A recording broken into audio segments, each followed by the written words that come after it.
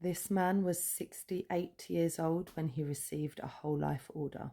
Hello there, stranger. This is part 43 in the England's Whole Lifers series, so viewer discretion, as always, is advised. So today I'm going to be telling you about Ernest Leslie Wright, who was born in 1942.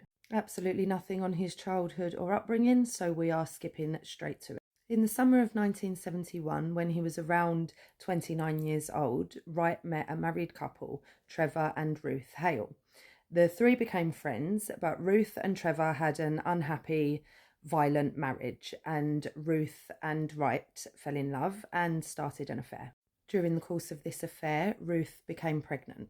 It's unclear who the father was, but Wright did maintain a superficial friendship with Trevor.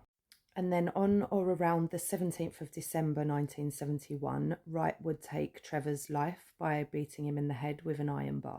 This happened at Wright's caravan, which was on an abandoned airfield, and Ruth was present. Now, the circumstances are unclear and different things were said, but I'm telling you based on what the courts decided. A pit was dug outside of the caravan and Trevor's remains were placed inside it and then set on fire. And then Wright jumped straight into Trevor's position, moved into the marital home and basically took over Trevor's whole life. And then Ruth would give birth to a baby. Now, around a year later, Ruth's mental health drastically declines and it becomes clear that she's going to need to be hospitalised. And this was December 1972. Now, Wright becomes concerned that Ruth is going to confess during the course of her treatment in hospital. And for some reason, he talks to one of Ruth's friends about this, thereby confessing himself essentially. It's due to this conversation that Wright has with Ruth's friend that police begin to investigate, which shocked me, strangers, because how did a whole year pass and not one person was like, hold on, where's Trevor? And who's that guy living his life? Either way, the investigation did lead to Wright's eventual arrest. Wright went on trial and even though he denied it, he was found guilty for taking Trevor's life and was sentenced to life imprisonment with a minimum term of 13 years. Side note, strangers, but 13 years for taking a life in such a brutal and violent manner and then concealing that person's remains for an entire year. Anyway, Wright was given 13 years as a minimum, but he did end up serving double that because he escaped from prison 4 times during the course of his incarceration. He would eventually be released in 1999 after serving 26 years. Now, of course, I do want to tell you that after 26 years in prison, this man was fully rehabilitated and went on to become an upstanding member of society. But we are here and we are doing this list, and I know that you know that that is not what's going to happen. So after his 1999 release, Wright starts a relationship with a vulnerable lady. She had mental health issues and was disabled.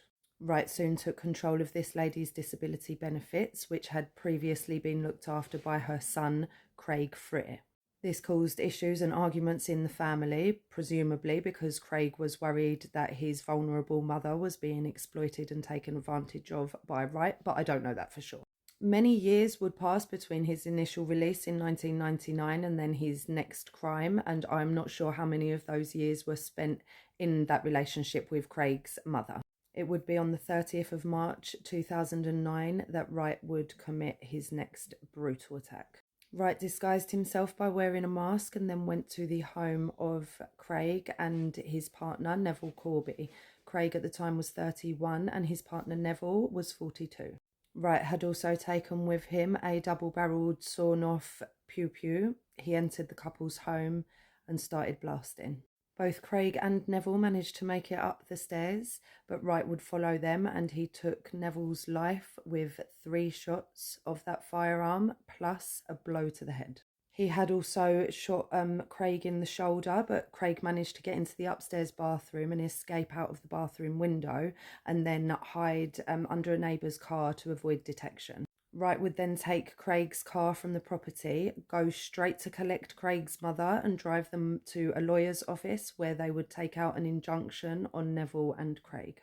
Wright then went on the run. He would write letters to investigators while he was hiding, claiming his innocence, but they would eventually catch up with him. Around a month later, he was being sheltered in a house just 2 doors down from his own. He would plead not guilty for the second time in his life. Ernest by name, but not by nature, eh? So he pleads not guilty and the trial begins. The jury were not informed of Wright's prior conviction. They weren't told that he'd already taken a life.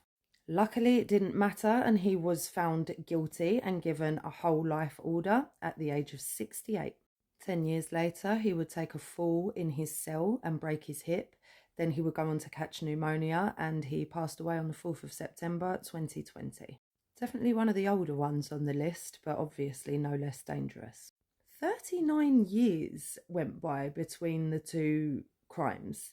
I don't know why, but I found that surprising. Please, as ever, let me know what you think in the comments. And as always, rest in peace to the victims of this case, Trevor Hale and Neville Corby. And you, stranger, if you've stayed with me up until now, then thank you for listening, and I will see you for the next one.